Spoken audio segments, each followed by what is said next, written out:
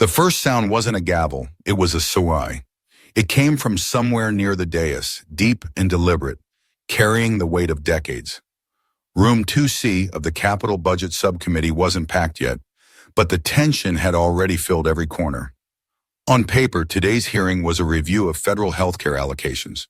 In reality, it was a long-delayed collision, one that had nothing to do with numbers and everything to do with narrative.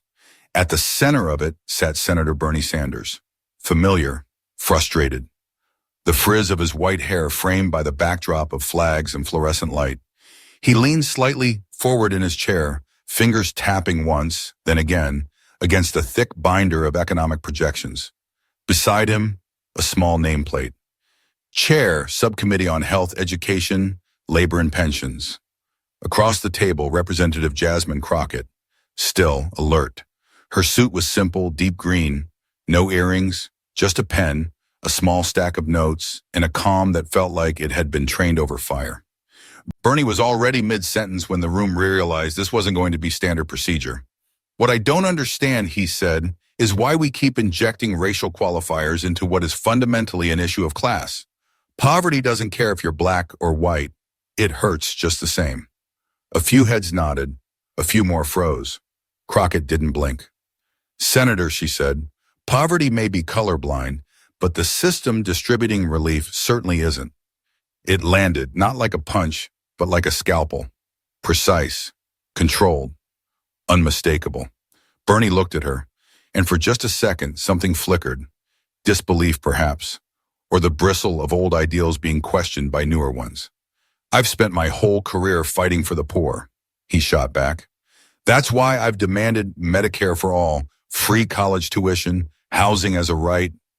"And who benefits first when those systems improve?" Crockett asked. "Because what I've seen is that when the rising tide lifts all boats, some of us are still waiting for a life vest." The audience behind the cameras leaned forward. Reporters stopped typing mid-keystroke. Someone near the wall whispered, "This is going to get real." Bernie pressed his palms flat against the table. "So what are you suggesting?" he asked. "Means testing by skin tone? Reparations written into every bill?" Crockett paused, not to stall, but to let the question breathe. And then quietly, "I'm suggesting that if we continue to speak about economic justice without racial context, we're lying to ourselves and to the people we claim to fight for." The silence that followed wasn't awkward. It was reverent. What happened next wouldn't be partisan. It would be generational, philosophical, and painfully overdue. She reached for a folder at her side, flipped it open, and slid a sheet forward for the record. Her tone didn't rise, but her presence expanded. "This chart tracks federal healthcare denial rates by zip code," she said. "It shows that majority black communities are twice as likely to be denied coverage, regardless of income level. That's not just class warfare, that's systemic design." Bernie didn't speak right away. He looked down at the data, then up at the room. For the first time in years, he looked surrounded, not by opponents, but by questions he'd never fully answered. Crockett wasn't attacking, she was exposing. And in doing so, she was drawing a line between justice imagined and justice experienced. Behind the cameras, the narrative was already mutating. This wasn't left versus right. This was deeper. A war of lenses. Who sees the problem? Who lives inside it? Bernie leaned back slightly as if trying to widen his field of vision. "So what would you have me do, Congresswoman?" he asked, his tone measured. "Refocus every policy debate around identity?" "No," she said. "Just stop pretending that identity isn't already baked into every outcome." The sentence sat heavy, unapologetic, true. A voice from the gallery murmured, "Damn." Not in anger, in recognition. The chairman cleared his throat to shift the rhythm, but the air in the room wouldn't let him. The spotlight had moved, and it wasn't going back. What had started as a budget hearing was now something else entirely. A test of patience, of legacy, of who gets to speak without interruption, and who spent a lifetime being told to wait their turn. Crockett glanced down at her notes, then up at Bernie, then directly into the lens of C-SPAN's center camera. "Equality without specificity is erasure," she said. Bernie's fingers tapped once more on the edge of his binder. But this time it wasn't in rhythm, it was to ground himself. Because in this chamber, numbers wouldn't shield him. Only the truth would, and the truth had just taken her seat. The silence after Bernie's retreat wasn't peace. It was breath being held. Crockett adjusted her blazer sleeve, casually. On the surface, she looked like someone shifting in her seat, but her eyes, still locked on Bernie, gave away the truth. She was tracking, calculating. Not the next attack, but the next pressure point. Because Bernie had made a mistake. He'd assumed this was about the budget. It wasn't. This was about whose pain got priced in and whose got written off. The second round opened with routine questions. Medicaid expansion, transportation funding, the usual. Jasmine took notes, calm and measured, her red pen moving with deliberate pauses. Bernie sat stoically, his folder untouched now, his gaze occasionally flicking toward her, as if measuring the cost of underestimation. Then finally it came back around. The chairman nodded toward Sanders. "Senator, you may proceed." Bernie leaned forward. His voice was lower now, less fire, more framing. "My concern," he began slowly, "is that when we segment aid based on race, we risk dividing the very people we're trying to uplift.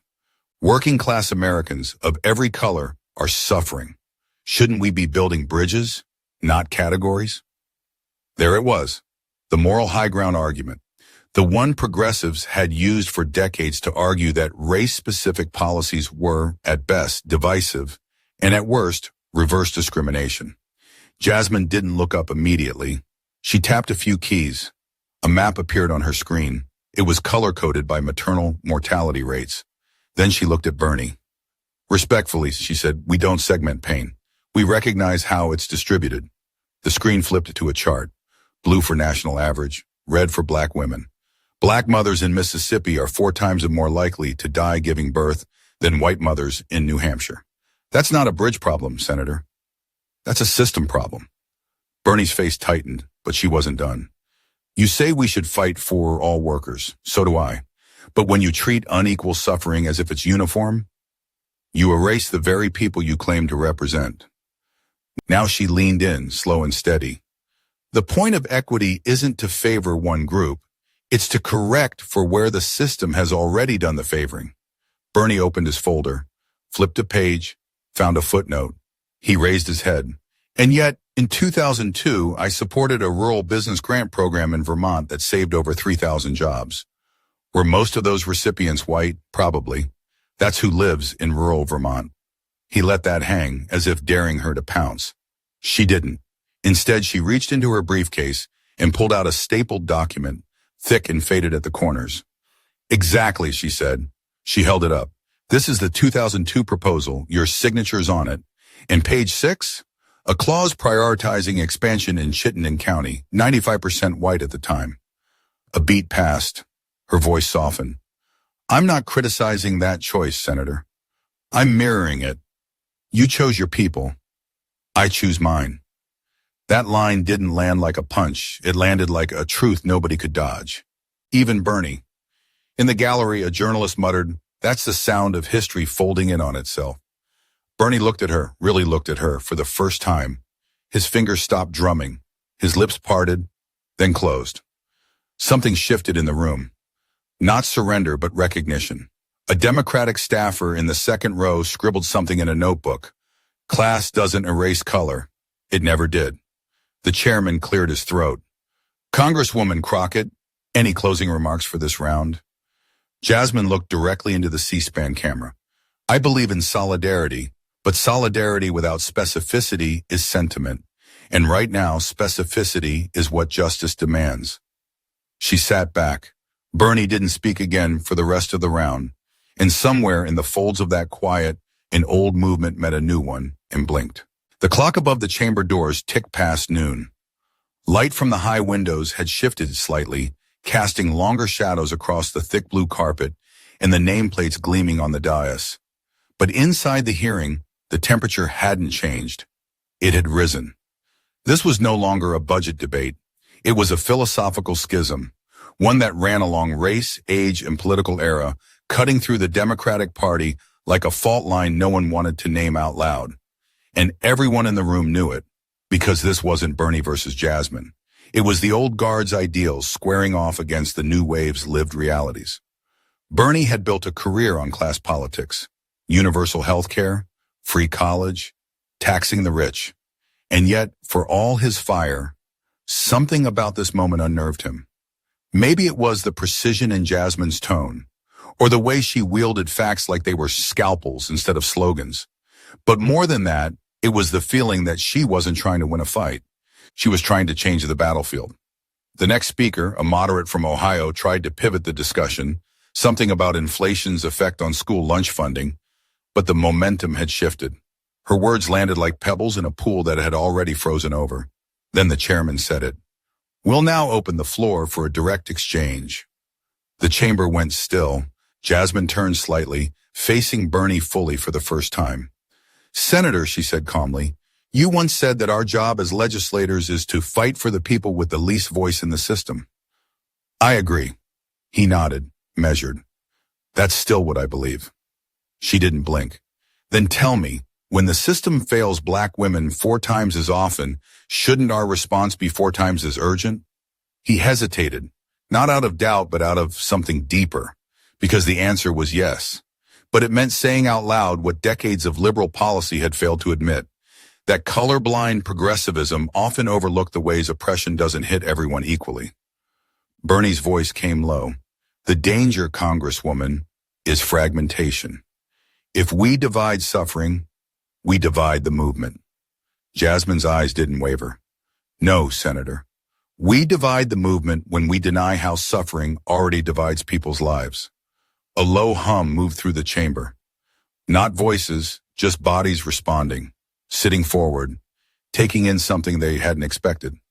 A Democratic whip from Pennsylvania looked down at her hands, suddenly still. An aide in the back texted, "She's not arguing, she's teaching." Bernie leaned back, hand against his jaw. "I marched with King," he said quietly. "I've been arrested protesting racism." Jasmine nodded. "And I respect that. But protesting racism is not the same as governing through it." The air crackled. She continued, slower now. "You fought to break the system. I'm fighting from inside it. And inside, the rules are different. The bias isn't always in headlines, it's in who gets a grant approved, who gets coded non-compliant in a medical chart, who's told to be patient while another committee studies their pain." She tapped the table gently, once, then again. "The thing about institutions, Senator, they don't need to scream to silence you. They just need to wait you out." The room was motionless. Bernie inhaled slowly. Then he did something unexpected. He didn't argue. He asked, "So what would justice look like if we started from where you're standing?" The question wasn't a pivot. It was real. And Jasmine, never missing the weight of a moment, answered without hesitation. "It would look like not asking Black women to wait behind every other cause. It would look like investments that aren't apologies, but affirmations.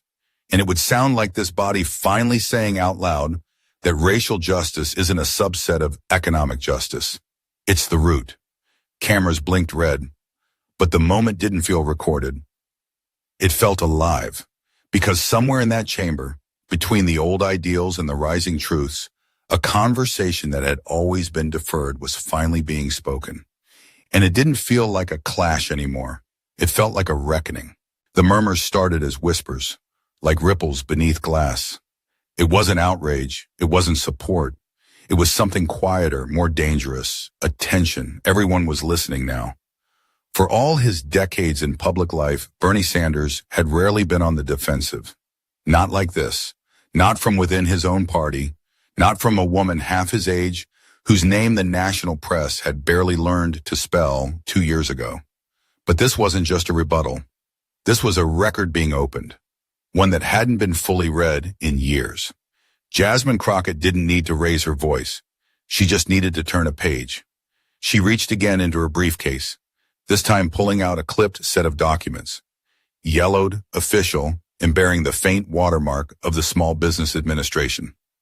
"Senator," she said calmly, "this is a grant expansion proposal from 2002, sponsored by your office. In it, you endorsed a 19% increase in state-directed funding for economic revitalization in Vermont's majority white rural zones.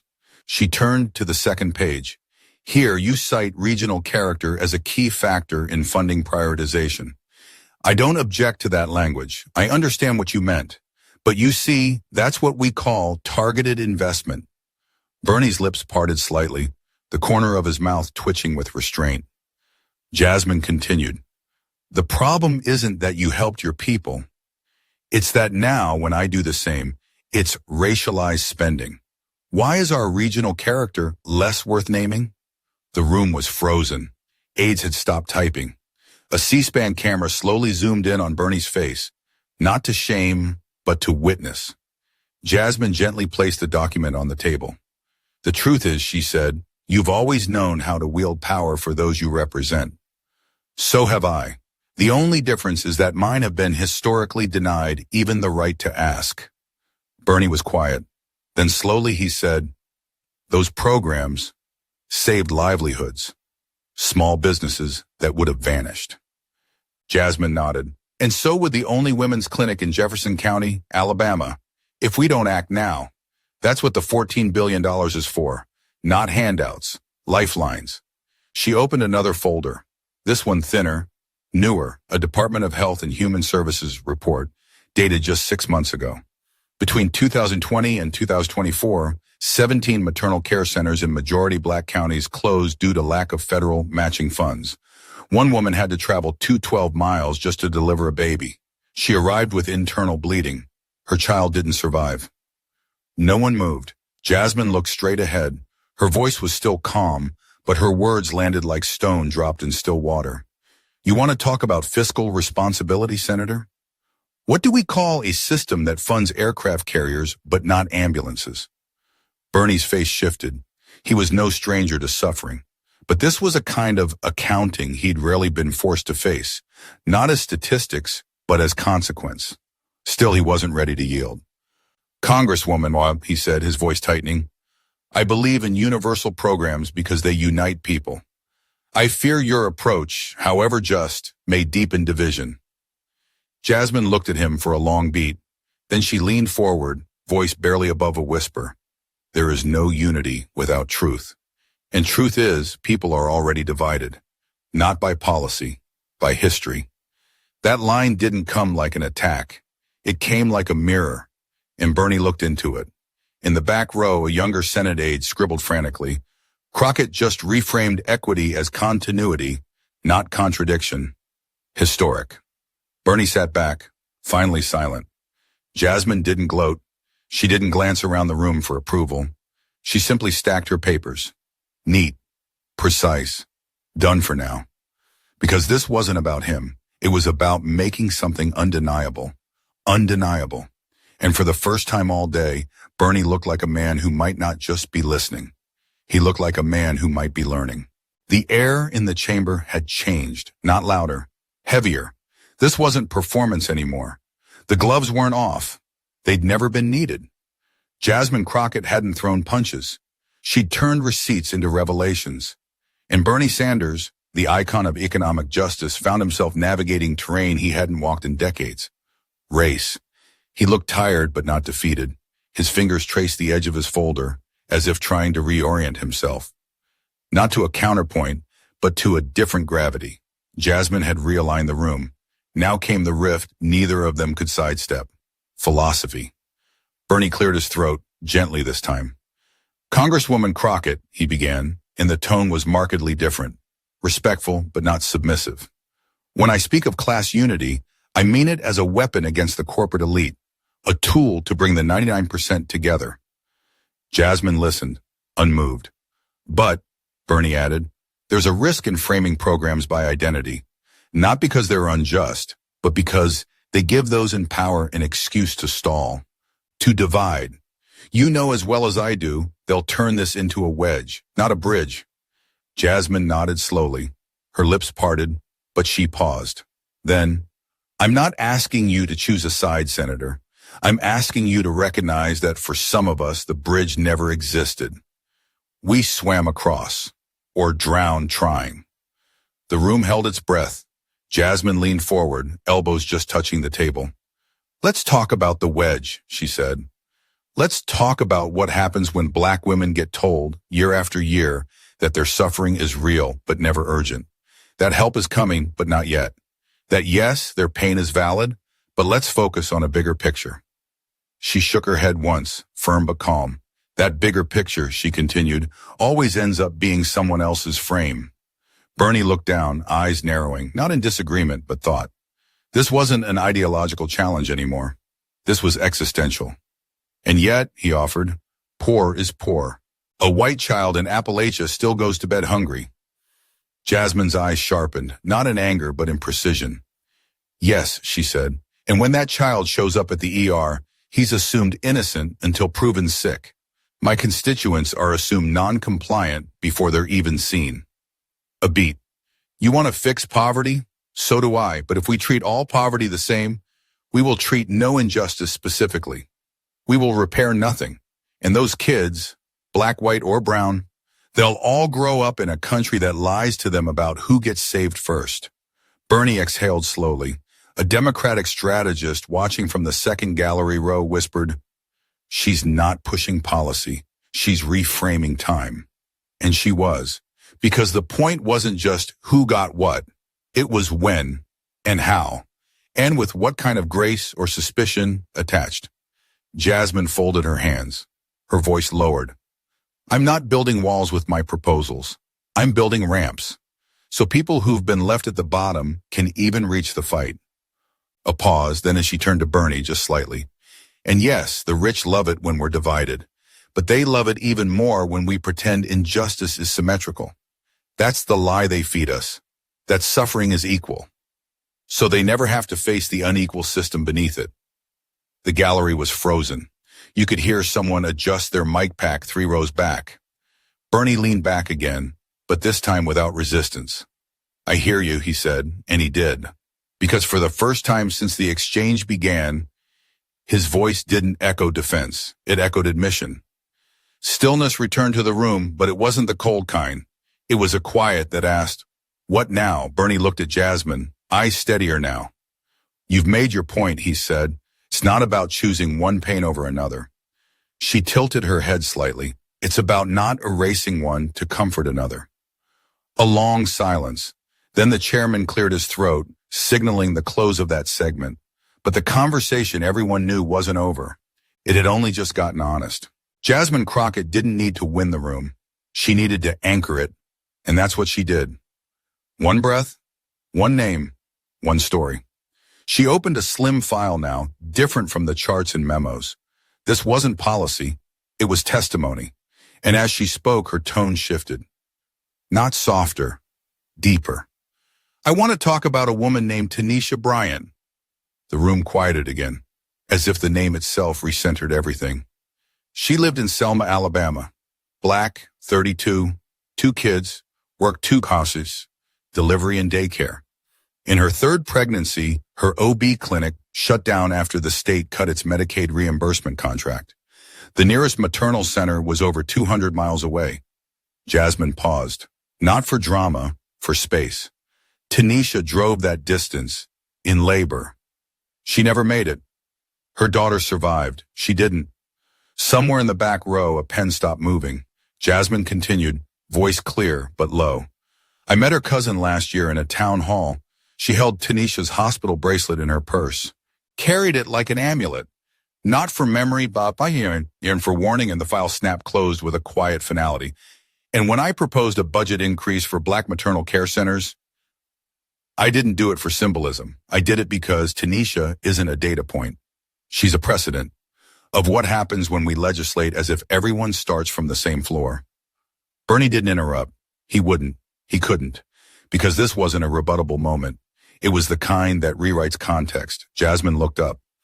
You asked earlier, Senator, how I justify targeted funding in a time of national debt. She lifted the file slightly.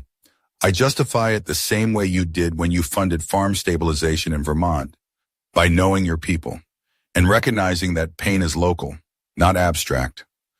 The weight of her words didn't shout.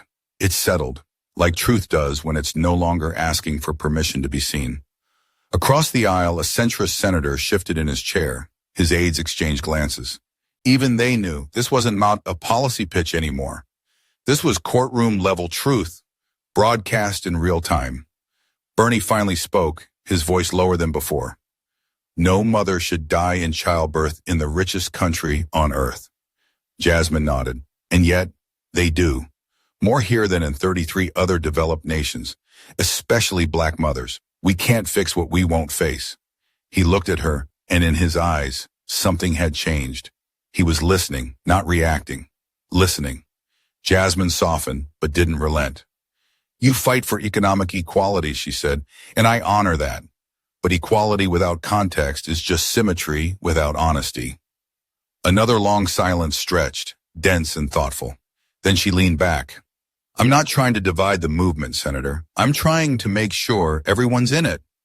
Her words didn't land like a slogan. They landed like a door unlocking. The chairman cleared his throat, visibly moved.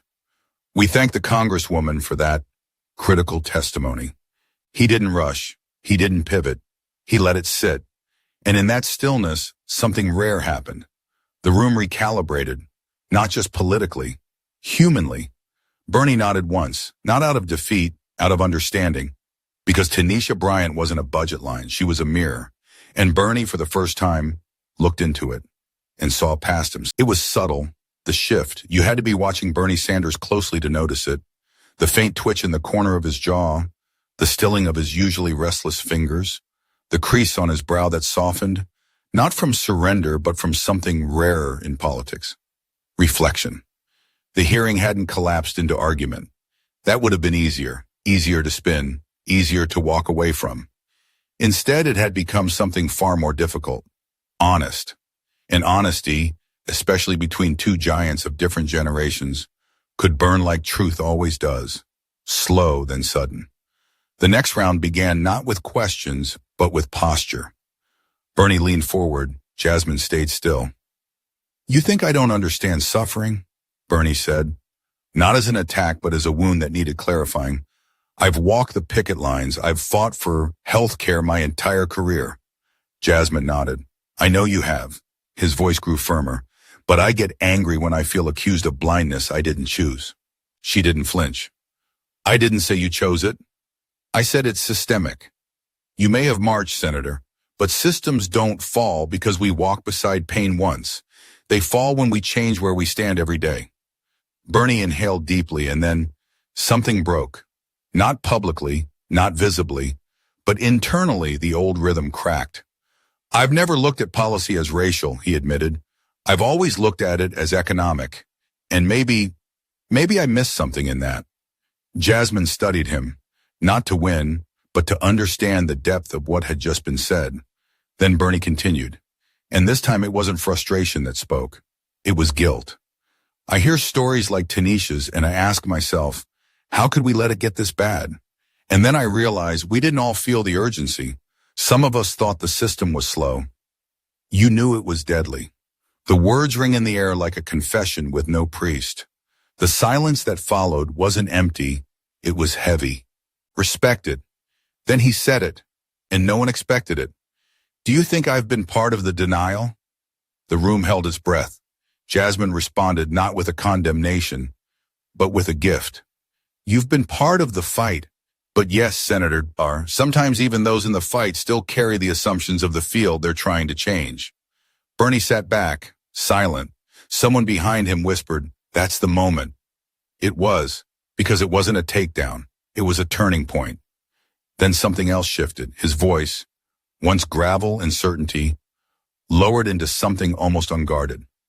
You think I've been too focused on numbers, not names? Jasmine didn't answer right away. Then, I think you fought the right war, but some of us were born on the battlefield. We didn't have the luxury of strategy. We've had to bury too many between plans. It landed. Bernie's eyes didn't narrow. They closed, just for a moment. A blink, a breath. Then they reopened, and not wider but clearer. And in that moment, the room felt something they hadn't expected to feel. Compassion, not performance, not politics. Just two people who had finally run out of defenses and started speaking as witnesses. Bernie's final words for the day were soft. Maybe I've spent too long shouting at systems. and not enough time hearing what they whispered back. And Jasmine, she simply said, then maybe today wasn't about argument. Maybe it was the first real hearing we've had. The chairman let the pause linger, and then gently adjourned the session.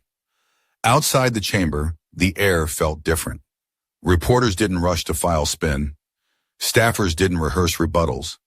Everyone just paused, because the question wasn't who won, it was who changed, and for once the answer was both. The microphone was still hot when Jasmine Crockett leaned forward one last time. No papers in her hand, no graphics on a screen, no folders of statistics to wave, just her voice, and a silence the entire room gave her, not out of politeness, but recognition. Senator Sanders, she said, the tension now replaced by something quieter, more sacred. I've thought a lot about what you said earlier, about unity, about division. Her hands were folded loosely on the table, not in defense, but in tension. And I want to say something, not just for this record, but for every community watching this, wondering if we're just going to keep talking in circles. The chamber stilled again. Pain isn't a contest, she said, but when the pain of some is always treated as a footnote to the suffering of others, it becomes invisible. And what's invisible in America doesn't get funded, doesn't get fixed. She looked around the room. You said something earlier, Senator. Do you think I've been part of the denial? I want to thank you for asking that. Most powerful people don't. Then she turned, not to Bernie, but to the microphone itself, as if speaking directly to every screen, every diner, every living room watching. I'm not asking for special treatment. I'm asking this body, this government, to finally recognize that equal suffering isn't the same as equal systems. That a black woman in Georgia should not have to document a decade of pain just to be believed. That the value of her life should not be debated like a discretionary line item. She paused, not because she was done, but because she wanted the weight to land.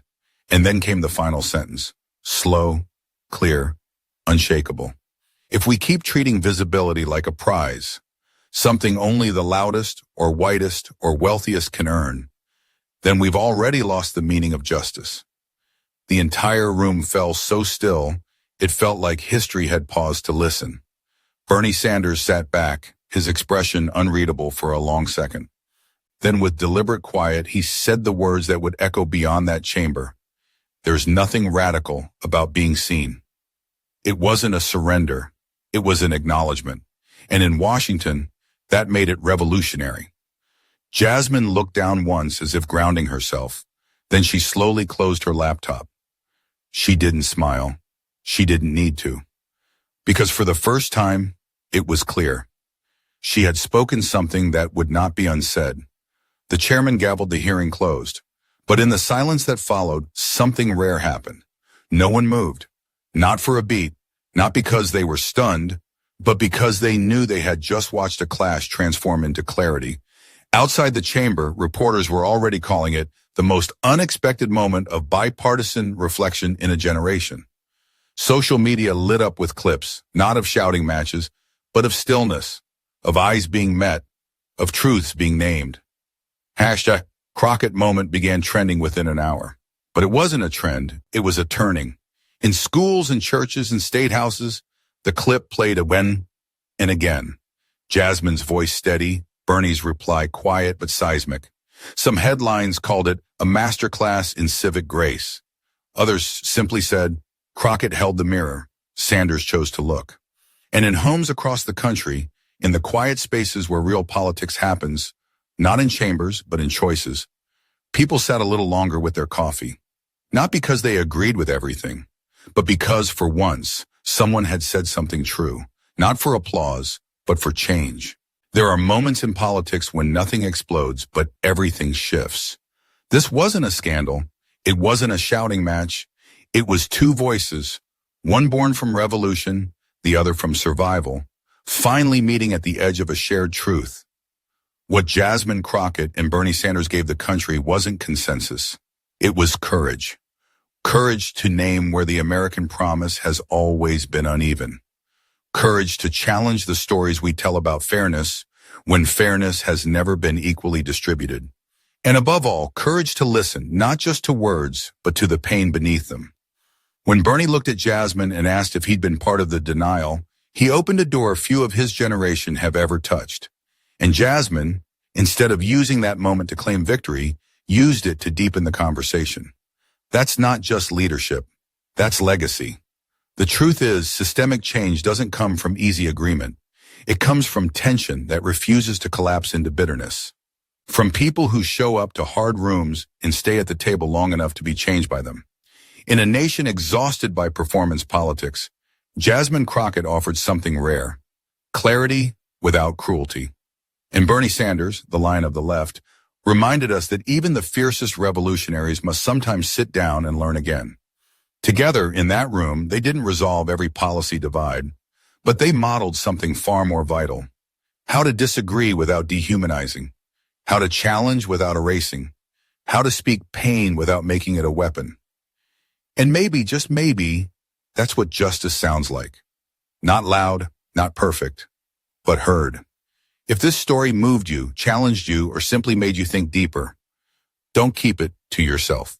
Comment below with your thoughts. Share this story with someone who needs to hear it. Subscribe if you're ready for more truths told in silence. And if you believe these stories deserve light, hit like, not for us, but for those still unheard.